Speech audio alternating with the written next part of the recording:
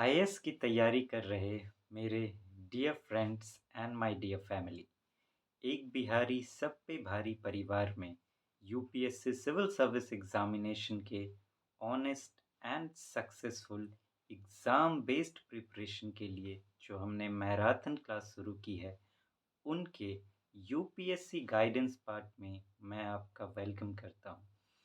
Friends, अभी हम लोग एडवांस के प्रिपरेशन के ऊपर बातें कर रहे हैं, उनके सोर्सेज पर बातें कर रहे हैं।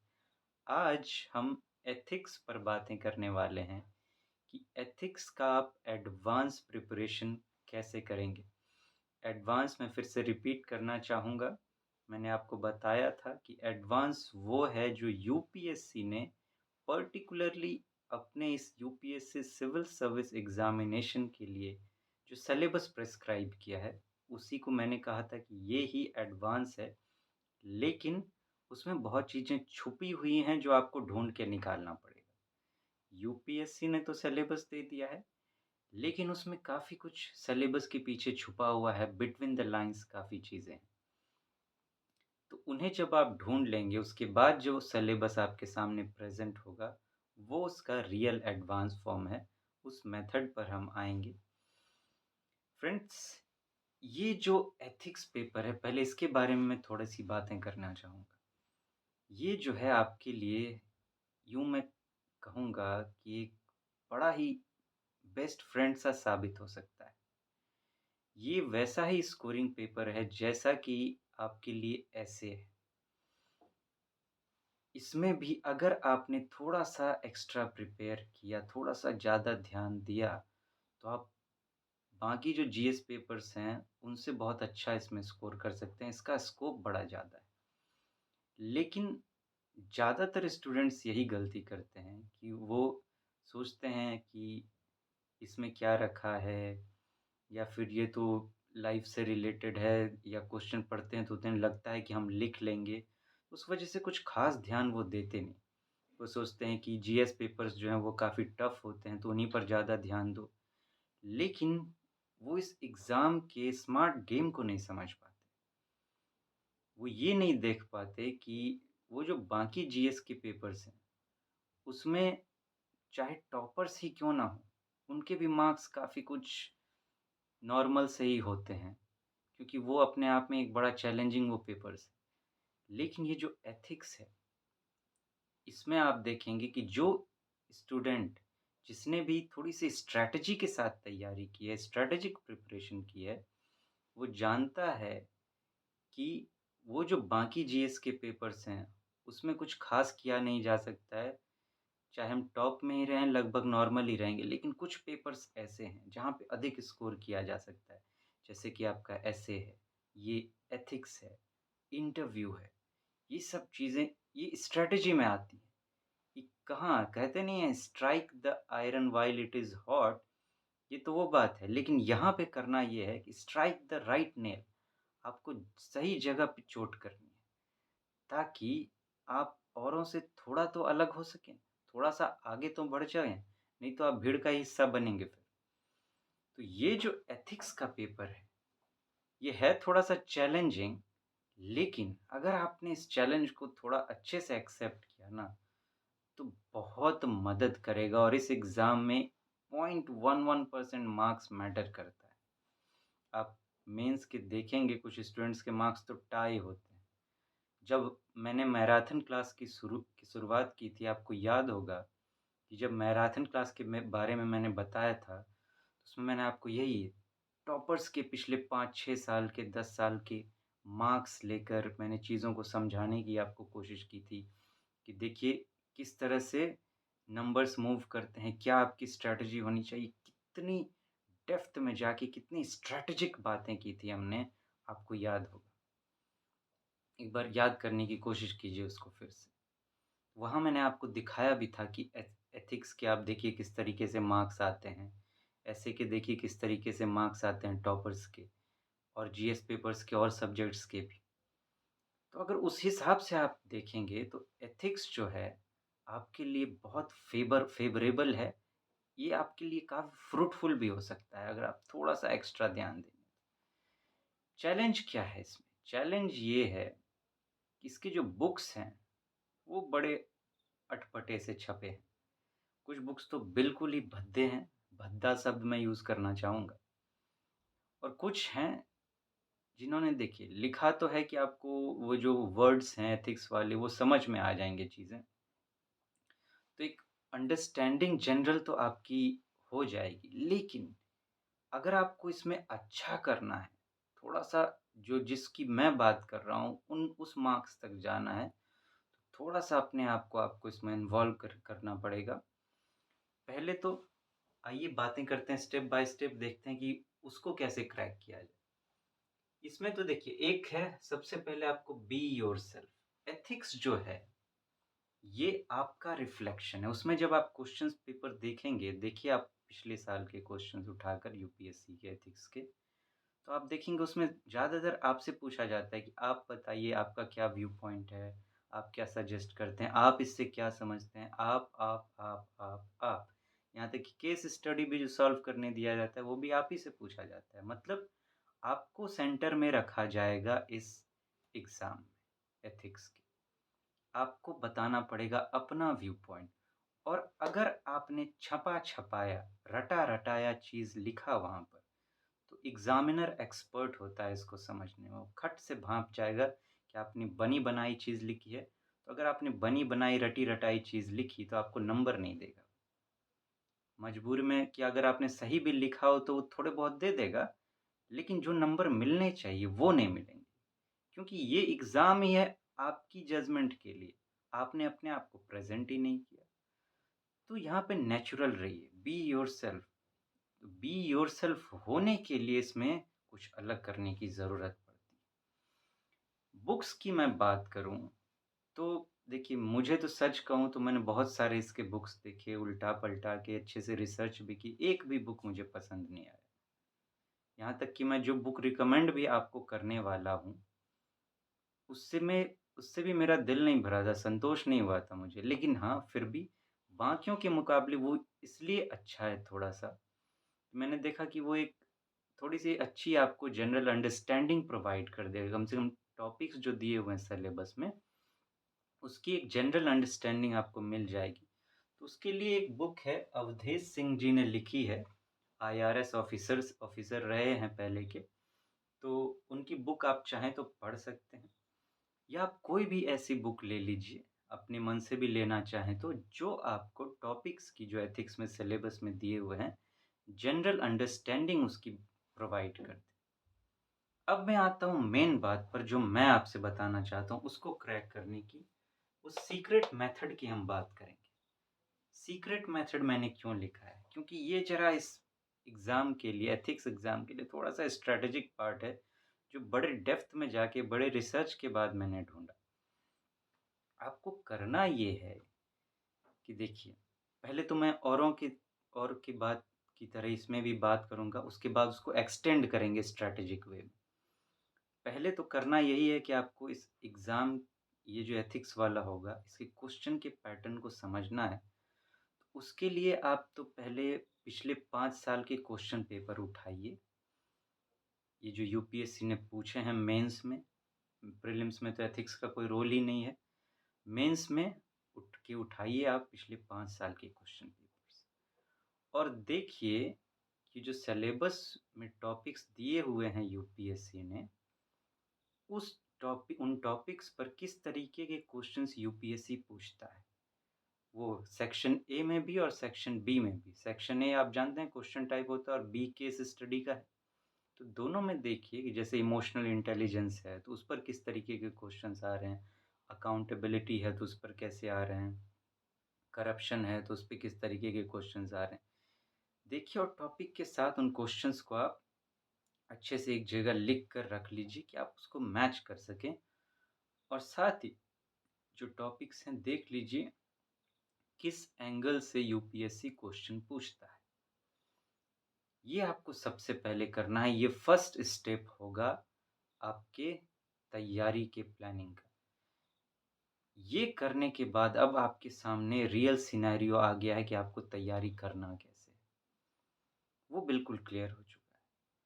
सबसे पहले आप इस सिलेबस को प्रिपेयर करें अच्छे से इस तरीके से। प्रीवियस ईयर्स क्वेश्चन और सिलेबस का जो टॉपिक यूपीएससी ने दिया है, दोनों को मैच करने के बाद रियल सिलेबस तैयार करें, उन क्वेश्चंस को भी साथ में रखें, जो अलग-अलग टॉपिक्स पर अलग-अलग आए हैं। ये करने के बाद अब आपको करना ये है कि देखिए 2 सेक्शन में है, section A, section B. Section A में आपको थोड़ा बहुत लिखना होता है, आप जानते हैं, और सेकंड सेक्शन बी में केस स्टडी सॉल्व करना होता है। दोनों के आंसर के पैटर्न अलग-अलग हैं। एक में जहाँ आप पैराग्राफ्स यूज़ कर सकते हैं, वहीं दूसरी जगह केस स्टडी में आपको ज़्यादातर पॉइंट्स में लिखना होगा और दोनों का लिखने का पैटर्न भी थोड़ा बहुत अलग होगा। तो आपको करना ये है कि जो भी सेक्शन ए के टॉपिक्स हैं, उनको तो आप पहले समझ लीजिए अच्छे से। समझने के बाद अब उन पर देखिए कि वो जो यूपीएससी है ना, वो आपके व्यू पॉइंट्स पूछता है। तो आप कैसे-कैसे व्यू पॉइंट्स दे सकते हैं, अपने लेवल पर उसको तैयार करने की कोशिश कीजिए। अपने एक्सपीरियंसेस में जाइए, उसको ज़रा लिखने की कोशिश कीजिए और 1-2 हर टॉपिक पर आप 1-2 फैक्ट अपने साथ रखिए। काहे कि इसमें आपको एग्ज़ाम्पल्स बहुत देना पड़ेगा। तो आप ढूँढ-ढूँढ के निकालिए अलग-अलग टॉपिक्स पे कि ऐसे कौन-सी घटनाएँ घटी हैं।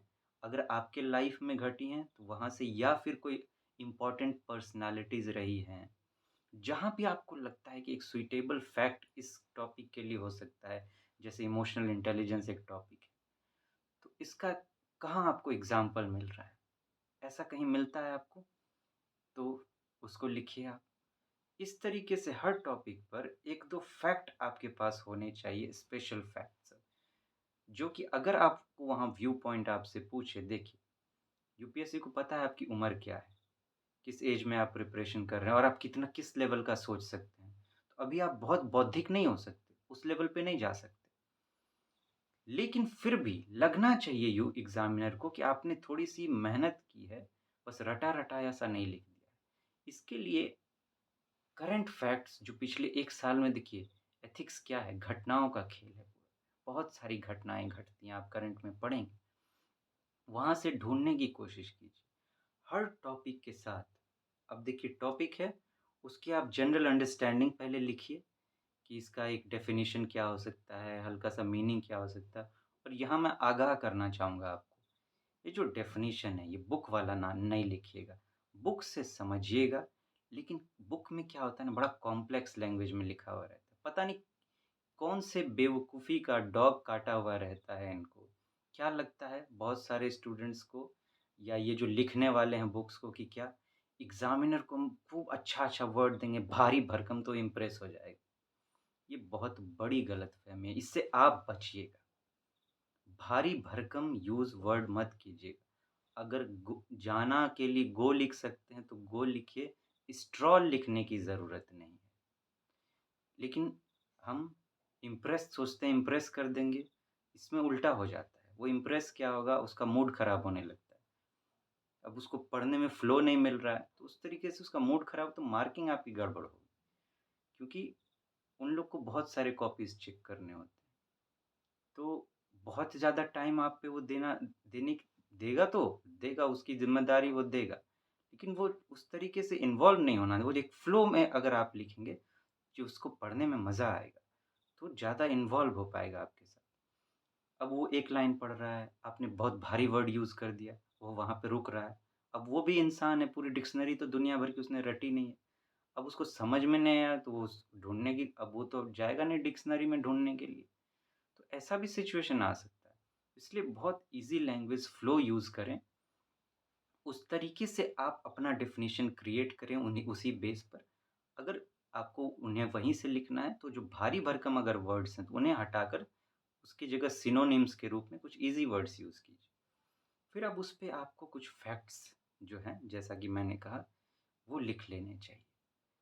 इस तरीके से आप एक टॉपिक को प्रिपेयर करो। अब इसके बाद क्या करना है आपको, उसी टॉपिक पर आप अपने लाइफ़ में बैक जाइए और देखिए कि इस टॉपिक से रिलेटेड आपके लाइफ़ की क्या इम्पोर्टेंट इवेंट्स या घटनाएँ घटी हैं आपके साथ में। कोई ना कोई घटी हुई रहती है। जैसे मैं बोल रहा हूँ कि इमोशनल इंटेलिजेंस ही टॉपिक मैंने लिया, करप्शन ही मैंने टॉपिक ली। आपकी लाइफ में फैमिली में कितने झगड़े कभी-कभी हो जाते हैं या फिर फ्रेंड सर्किल में ऐसे हो जाते हैं, तो इमोशनल चैलेंजेस बहुत आए होंगे लाइफ में। कोई वहाँ से घटनाएँ देखिए, उनको ऐसा कुछ इम्पोर्टेंट लगे तो ऐसा कुछ एक्सपीरियंस अपना एक्सपीरियंस वहाँ पे लिखिए जो आपको लगता है कि मैं इसे एग्ज़ाम में प्रेज़ेंट कर पाऊँगा या कर पाऊँगी। और साथ ही साथ कोई इम्पोर्टेंट पर्सनैलिटीज़ लाइफ में रही हैं, तो उनके लाइफ के अगर ऐसे एक्सपीरियंसेस आपको याद हैं, आपने पढ़े हैं कहीं, तो उन्हें भी लिखने की कोशिश कीजिए। उन्हें उनके साथ कनेक्ट कर दीजिए।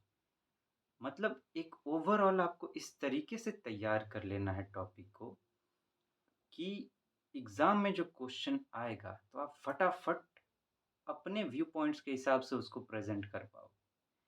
आपने क्वेश्चन देख लिए कैसे पूछा जा रहा है, तो आपको पता चल जाएगा उससे कि मुझसे किस तरीके के व्यू पॉइंट्स पूछे जाएँगे, कैसे चैलेंजेस पूछे जाएँगे, कैसे एग्ज़ाम्पल्स लिए जाएँगे। इस तरीके से हर टॉपिक के साथ आप प्रिपेयर करें और केस स्टडी की जहाँ तक बात है, एक और बात मैं कहना चाहूँगा सेक्शन ए में, थोड़ा-सा आंसर राइटिंग के लिए इनोवेटिव वे यूज़ करें। धीरे-धीरे अभी तो आंसर राइटिंग स्किल डेवलपमेंट में मैं बात कर रहा हूँ स्किल स्किल डेवलपमेंट क्लास में जो आंसर राइटिंग पे हम बात कर रहे हैं, उसमें तो अभी मैं कीवर्ड्स पर हूँ, धीरे-धीरे उस पर भी आएँगे हम लोग। लेकिन आपको भी मैं कहूँगा अपने लेवल पर भी आप थोड़ा-सा कुछ इनोवेटिव डिज़ाइन्स जो हैं आंसर के, होने चाहिए सिंपल ही लेकिन कुछ यूनिक ऐसे कि खट-खट आपका आंसर क्रिएट हो और देखने में थोड़ा-सा अट्रैक्टिव लगे, मैग्नेटिक लगे। ऐसा कुछ यूनिक डिज़ाइन आप ऐसे के लिए पर्टिकुलरली ऐसे मैं कह रहा हूँ, एथिक्स के लिए आप पर्टिकुलरली ढूँढ के निकालिए। इसमें भी और जो सेक्शन बी आपका केस स्टडी है, उसमें भी केस स्टडी को भी बड़े गौर से स्टडी कीजिए। देखिए कि कैसे-कैसे क्वेश्चन पूछ रहा है और उस क्वेश्चन में आपको कहाँ-कहाँ चैलेंजेस लग रहे हैं। क्या आपको समझने में दिक्कत हो रही है? अगर समझ गए हैं, तो स्टार्ट करने में दिक्कत हो रही है।